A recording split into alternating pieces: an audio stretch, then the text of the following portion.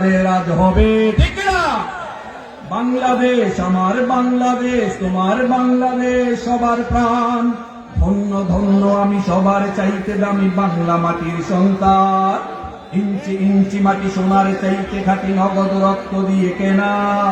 কসম সেই খোদার, একটি কণাও তার কেড়ে নিতে কেউ পারবে না।